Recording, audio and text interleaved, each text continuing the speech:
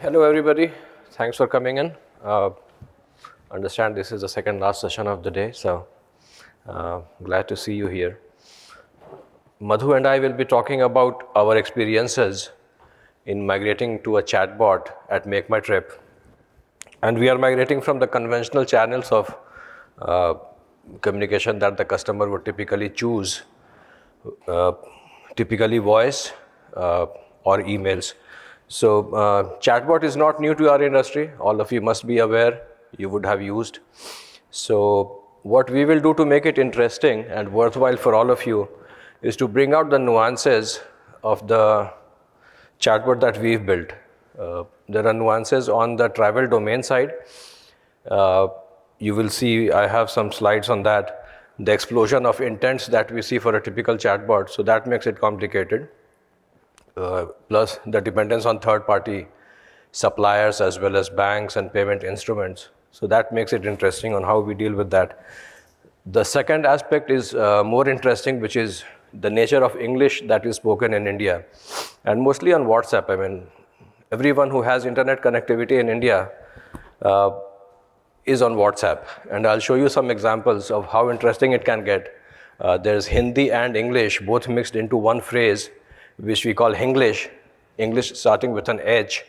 So that Hinglish makes it very complex for us. So we'll touch upon some of those examples as well. So you get an appreciation of why this chatbot is a little bit different from the other chatbots that you have seen. What we'll also cover is the challenges of cold start. So everyone who's wanted to build a chatbot ever, you would have run into that problem of a cold start, where you don't have enough corpus of data on which you can train your models. So we had the same problem, except that when you couple that with the travel domain, as well as with English, there's not much public information available on that, neither in terms of utterances, nor in terms of language models. So Madhu will take you through some of the architectural components, the technical architecture of sequential transfer learning, and how he has approached the problem of a cold start. So let me jump into the slides. Quick introduction first for the speakers. Madhu Gopinathan on my right here, Senior VP and Head of Data Sciences at Make My Trip. And I head all of the technology, engineering as well as customer experience at Make My Trip. My name is Sanjay Mohan. So let's jump into the deck now. Let me start with the introduction of the company first, what we do. We are Make My Trip, India's largest OTA, online travel agency. Pretty much would not be an exaggeration to say that we are a household name in India. We've been leaders in the segment. We do full service OTA in terms of flights, hotels, holidays, ground transportation, visa, experiences, you name it, we have it on the site. Quick glimpse of the journey that we've been on.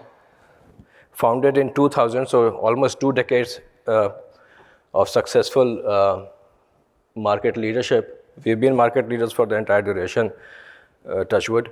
And we started our US website in 2000 itself. India was not ready to transact online at that point of time. So the India website, actually, we started 5 years downstream in 2005. And that is when the private airlines started coming into the picture, and the entire space became more interesting for us. Listed on NASDAQ in 2010. And then after that, there's been a series of acquisitions, mergers. C-Trip of China has been a major investor in our company. So with the introduction out of the way, let me jump to the real crux of what we really want to talk about is the evolution of customer support at Make My Trip. And the journey would not be very different from what you would have seen in your companies as well. Or if you're trying to build a chatbot, some guidance on what you should look out for, how to create impact. So a little bit, we'll touch into those aspects as well. As every other company that opens up support channels for the customer, we have these two conventional channels. One is the IVR, which is the voice, interactive voice response. and the second one is email, which is write to us. Now, there are pros and cons of both of these channels of communication. As a company, obviously, you have to open all the channels for the customer because you want the customer to choose how he wants to reach to you. So the good part about IVR, the voice part, is that the response is immediate. You pick up the phone, you talk to an agent, there's back and forth conversation happening, it's good. With the email, obviously it's an asynchronous mode of communication, so there's a lag, there's a time delay built into the process itself, into the whole mechanism. You send an email, you have to wait for some time to get a response, and then there's a back and forth that happens between the agent and the customer before the issue is closed. Sometimes that turnaround time over email can be really long, and I'll show you one extreme example in the next slide. On the IVR part, what happens, there are drawbacks as well. Sometimes what happens is you have a complex transaction, post-sale transaction to complete. There might be dependencies on the supplier, like the airline or the hotel, or even on the banking. When you are doing a refund, there are dependencies on the banks as well. So dependency on third party can complicate and prolong the interaction. If you are calling in several times, there's potential that you might be talking to more than one agent on the other side. What that means is that as a customer, you get frustrated. You have to repeat your entire story potentially to every agent who picks up the phone. So there's no contextual continuity in the voice channel, and you'll hear this term quite frequently during the course of the presentation. The contextual continuity is important when you're trying to service a customer request.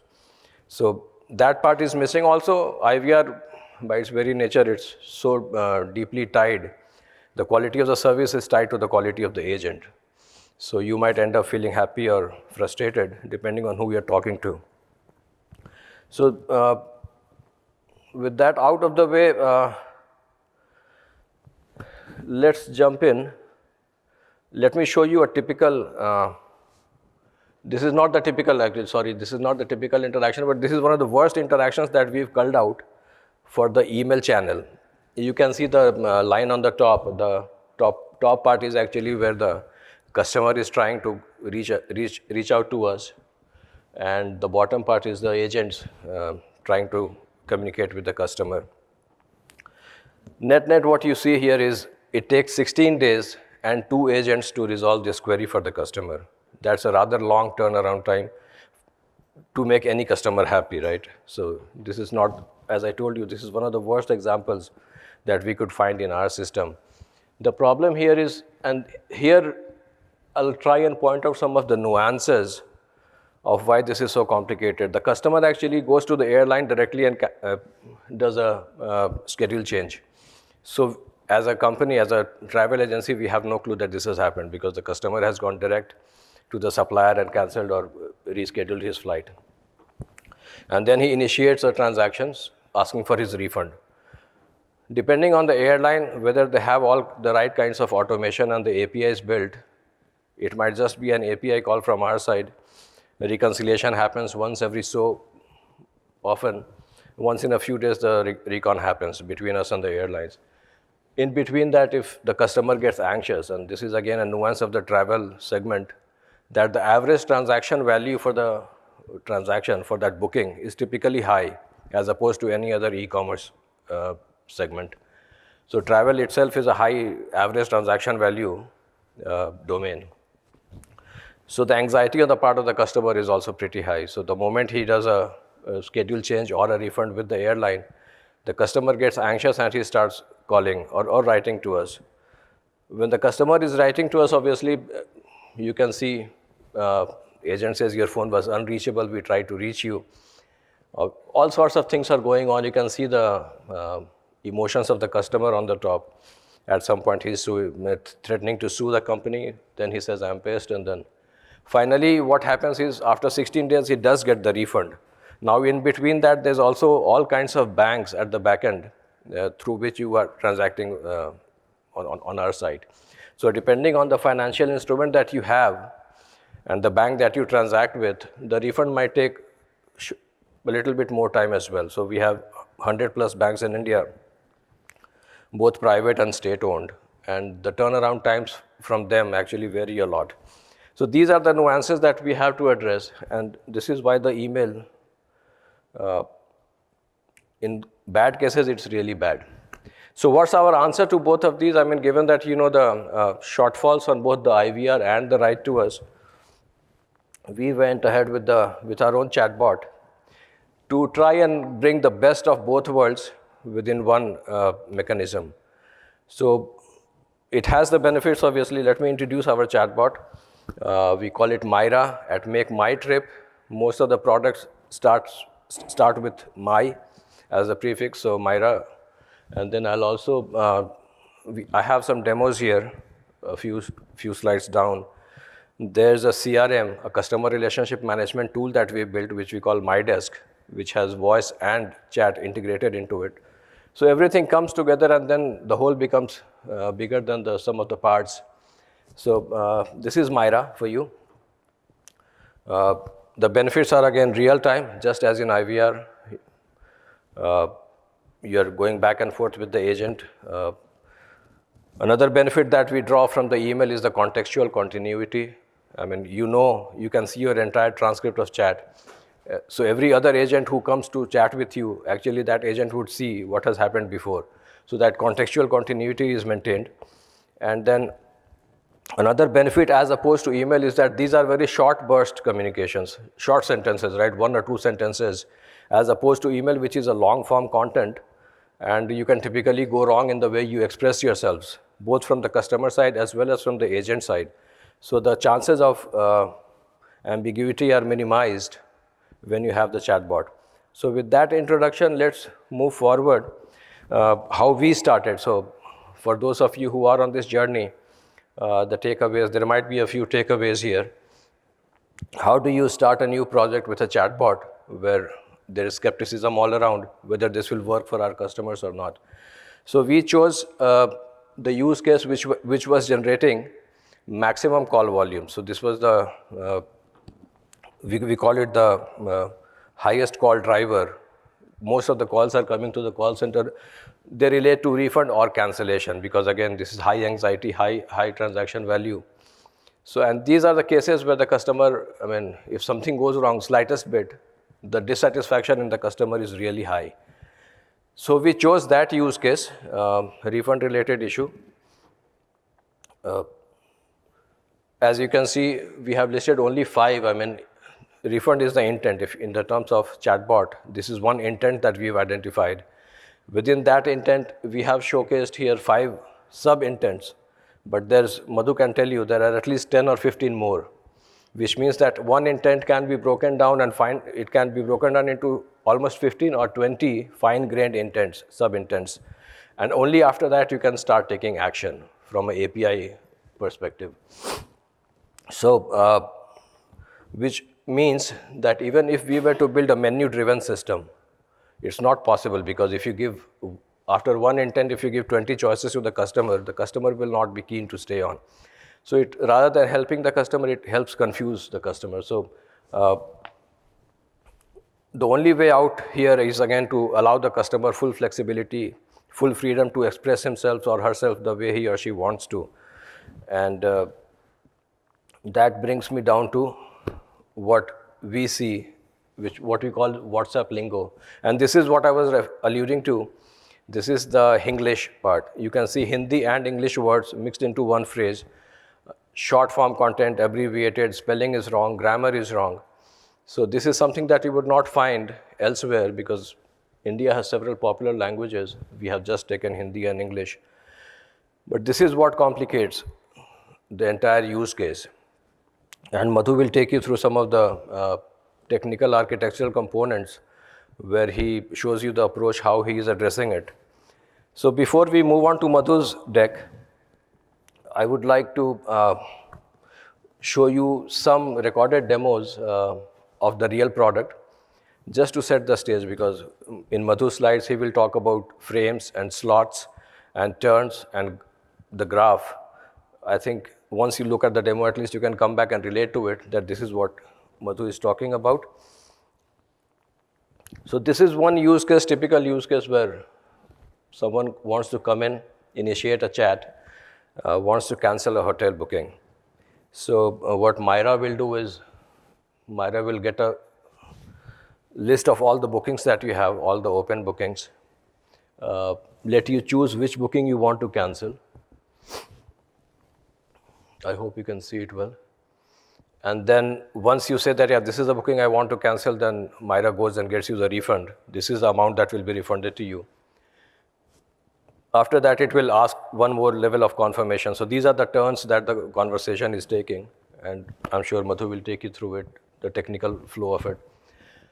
So at the end of the confirmation from the user, Myra will go ahead and cancel the booking for you. So this was the first part. So you know how the flow goes, the conversational flow. The second one is, after the cancellation, the customer is not happy with the refund, the amount of the refund, right? I mean, either something is there in his mind that this is what I should have gotten from the company, or there's a bug in the software, right? I mean, that also happens. So the refund amount is not to the customer's expectation. What happens in this case, again, Myra will show how the refund was calculated. The customer still disputes that, and Myra correctly recognizes that Myra can't go beyond this, so the customer needs to be transferred to a human agent to close the case. And that is where this video ends. So now we are transferring it to a human agent, and then the next part will be the agent interface, which we call My Desk, and this is what it looks like. So on the middle pane, you will see the contextual continuity. So the agent now can see everything that has happened on the chatbot, on Myra, from the beginning till the end. So that helps the agent figure out what has happened in the past and what flows has the conversation taken, and therefore what needs to be done next. On the right pane, you will see the profile of the customer, all the details of the bookings, and also we have guardrails for the agent, what options are available for the agent to help the customer. So this is pretty much not very profound demo per se, but setting the stage for Madhu to take you through the technical architecture. As in every problem, we have this fat head, chunky middle, and long tail. So there's a 80-20 Pareto. 80% of the call volumes coming on chatbot are solved by full automation. Myra can handle it very easily. 20% is the long tail, and I don't expect that to go down, because as we are adding more and more new offerings are coming out, different airlines, different hotels, different homestays, having different levels of API automation on their side. So net, as the business expands, the 20% long tail will remain the 20% long tail. We can only do so much for the 80% popular use cases, which can be automated. Some business impact numbers before Madhu takes over. The ones to note are towards the bottom, where 80% of the chatbots that come to us are handled by the chatbot today. 20% we end up transferring to the agent. Of those, 7% we have identified that can be automated, and therefore the chatbot should be able to handle that as well. The remaining 30%, there's nothing we can do about it. It cannot be automated. So fundamentally, net, we can go to 87%. Now comparing between the bot and the human agent, the bot is at 80% of a human's capability already. And that is what the bottommost number is about. While we are completing the gap on the number of intents that we need to cover, and also fixing all the bugs, if we can bring the 80% number as close to 100% as possible, that will be wonderful. So with that, I'll hand over the stage to Madhu, and he will take you through the architecture of the system, the technical architecture, and the NLP models that he is building. Over to you, Madhu.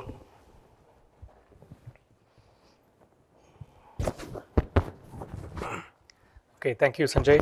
Am I audible? Okay.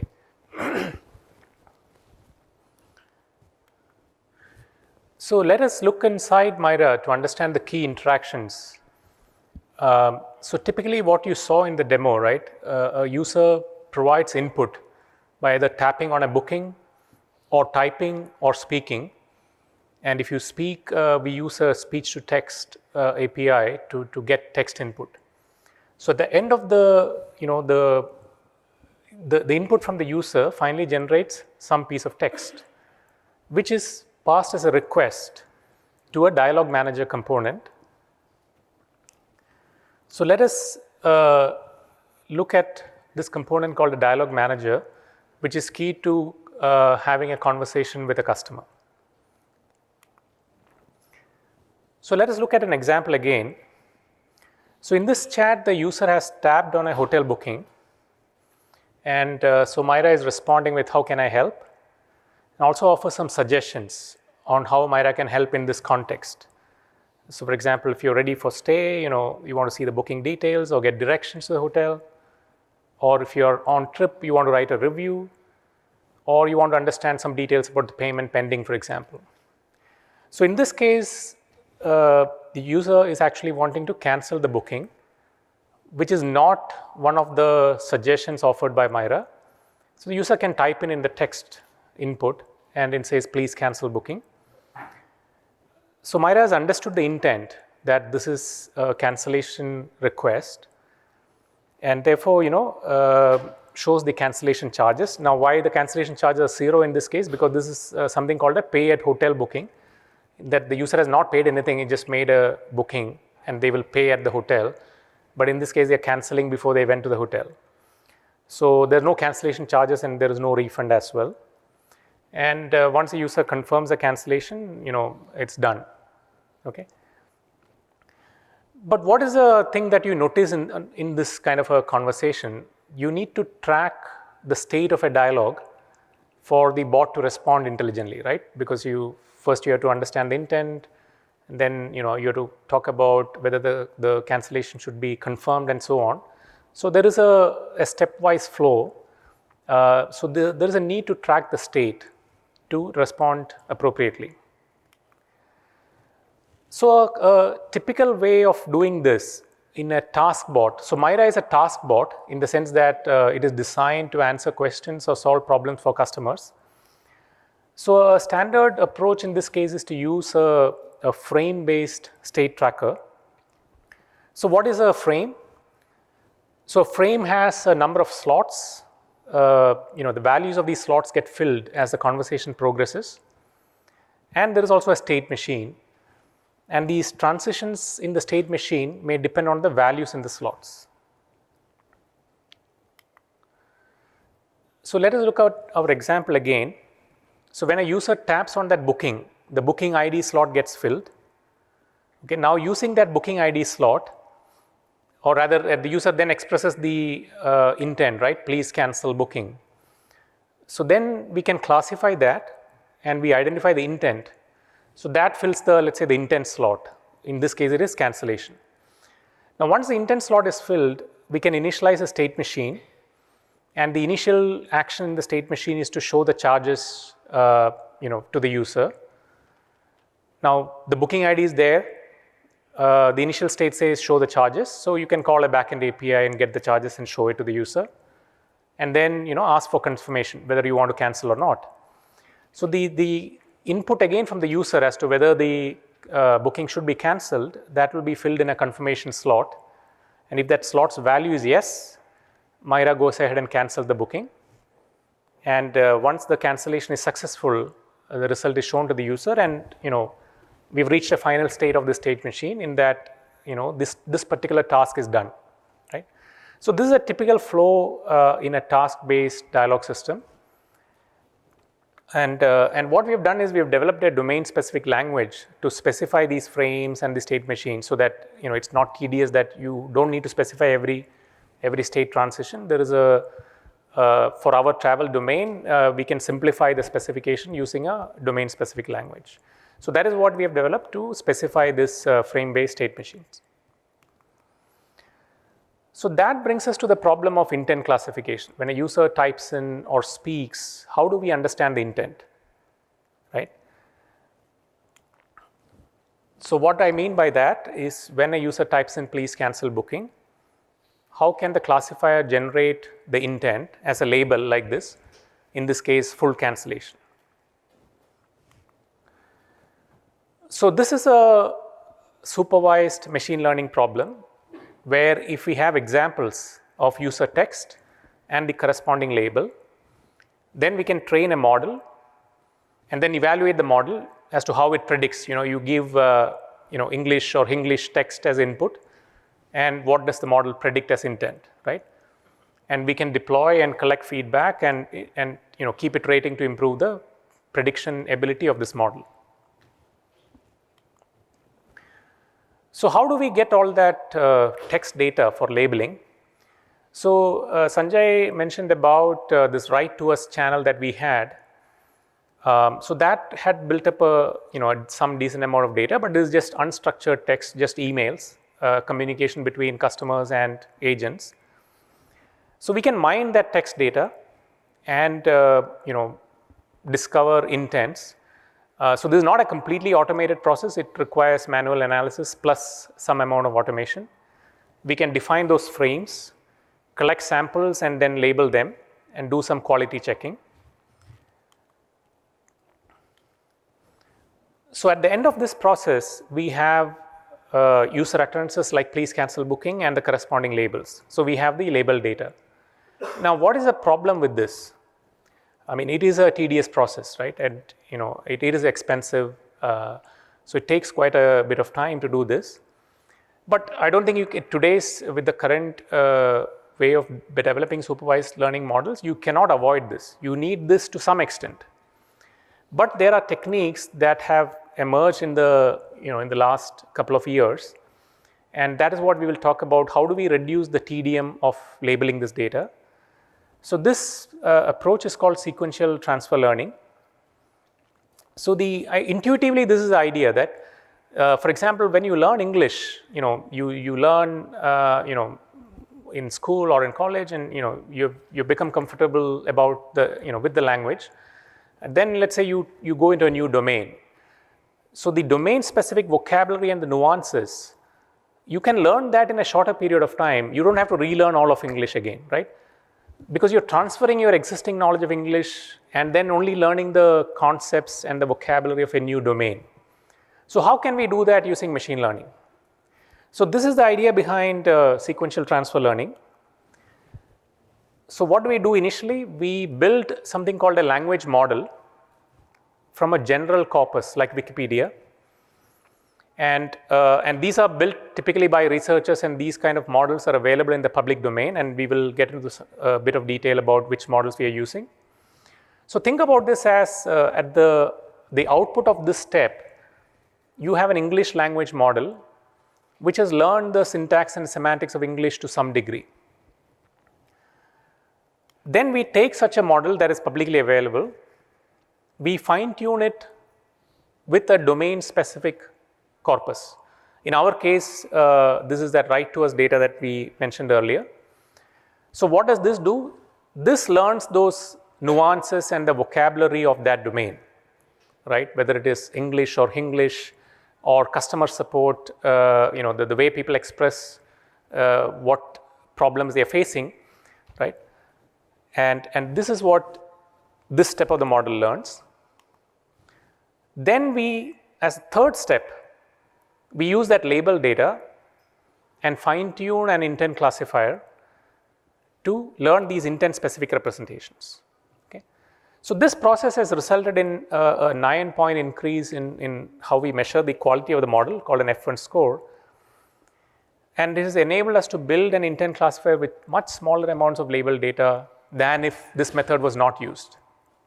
And achieving a pretty good F1 score with that amount of label data. So the specific model that we use is called Universal Language Model Fine-Tuning. This was proposed last year by Jeremy Howard and Sebastian Ruder. Some of you may have heard about Fast AI. So Jeremy is the founder of Fast AI. And this has actually proven to be a fantastic piece of work that we could use in our project. So let us get into a bit of detail about what is this, right? So what is a language model? So a language model is a model that predicts the probability of the next word given some sequence of input words. So for example, if you say start with new, the general language model, the highest probability is for York, right? So it's New York. And if I feed in New York as the input, then the highest probability is for city, and so on. If you complete this, it will become New York City is the only. For 5 steps, if we do that, the general model predicts New York City is the only. The domain-specific model predicts New Delhi to Mumbai flight, which is, that is learned the travel domain nuances and, city names from India, which is more common in our data that we use for fine-tuning. Let's try another example. Suppose I say the general model says I want to be a real person, whereas the custom or the fine-tuned model says I want to change my email, which is again, you see it's specific to customer support. Now, the general model has no clue what this means. So kitna in Hindi means how much. The general model doesn't have that word in its vocabulary, whereas in the fine-tuned model, it completes this like this: kitna refund amount, refund hoga. That means, how much will I get as refund? So the general model is publicly available, and it is pre-trained on Wikitext, which is articles extracted from Wikipedia with about 103 million words. And this is a time-consuming process, training this. But the good thing is that this is reusable, right? This is done once, and then we can take this, and then we can fine-tune on our customer support corpus with about 10 million words, right? And notice that none of these steps require label data, because all the model is learning is to predict the next word, which is there in the text itself, right? So there is no need of any labeling required.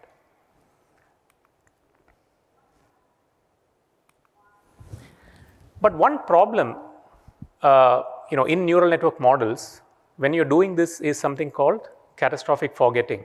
So that is when you fine-tune a model, it might forget what it learned earlier, or say, let's say you think about, model might suffer from amnesia. Now that is not so good, because it defeats the purpose of fine-tuning. So this paper, they've introduced several methods to alleviate this problem. One of them is called discriminative fine-tuning, where in this case, this model has many layers. And a common pattern we see in deep learning is that the different layers capture different types of information. So the layers to the left capture more general information, which is more general English-specific information, whereas the layers to the right captures more of specific information, information that's specific to a domain, like travel in this case. So the idea here is that when you're fine-tuning it, you have to fine-tune these different layers with different learning rates. What is a learning rate? A learning rate is how quickly the layer changes its weights, or how quickly it's learning new information. Okay. So there are a couple of other methods also. I would suggest, if you're interested, to read the paper, which is called Universal Language Modeling. So this is another approach they've used. So at the end of this fine-tuning, what is this model? How does this model represent a sentence like cancel my flight? So this is represented as a 1200 dimensional vector. So this is the output of the fine-tuned language model.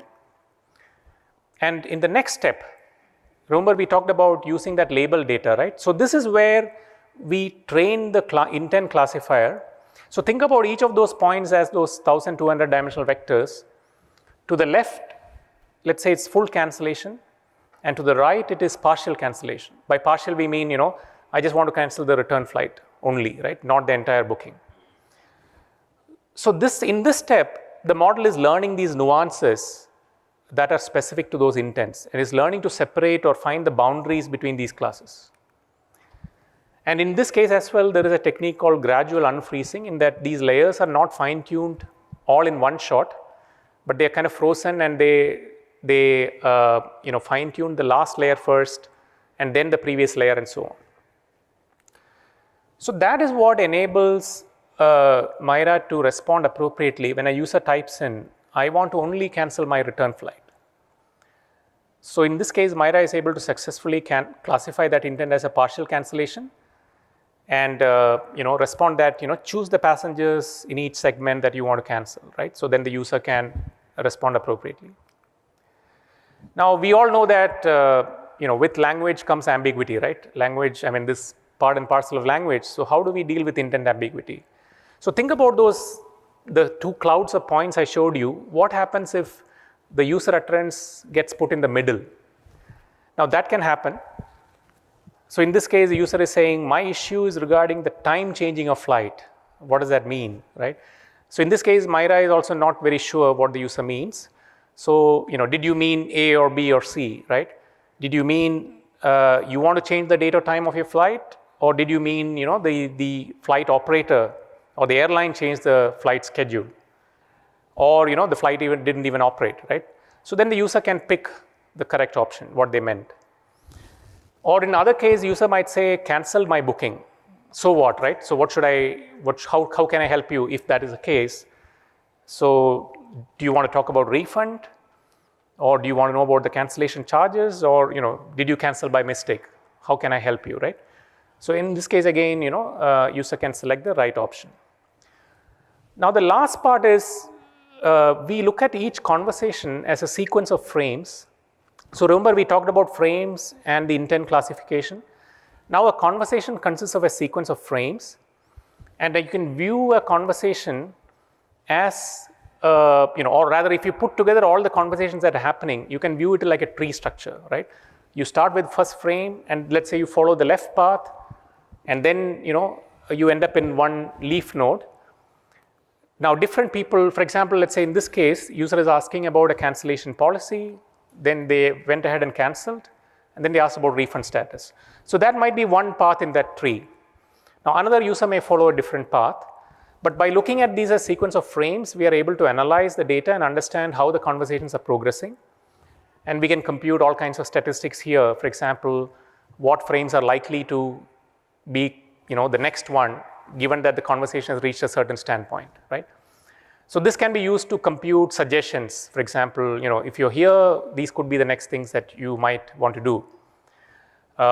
It could also help us understand and analyze errors in the chat. For example, Myra doesn't understand and people give up, right? So they have not reached the final state of some frames. So that again is crucial input into understanding and improving the history of the chat. So to summarize, we talked about the key interactions in Myra: dialogue manager, frame-based state tracking, intent classifier, and how do we analyze and improve the KPIs. Okay. So we are able to support over 100 intents today. And primarily, I think the intents are easy to specify because of a frame-based, I talked about the frame-based state tracking, and there's a domain-specific language. So it is easier for people to specify these frames.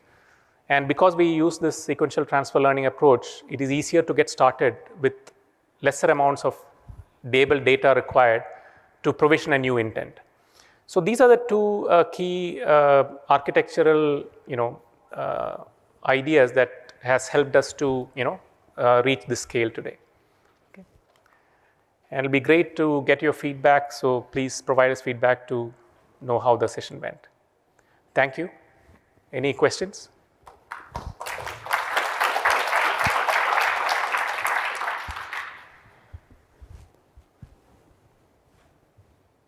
Yeah.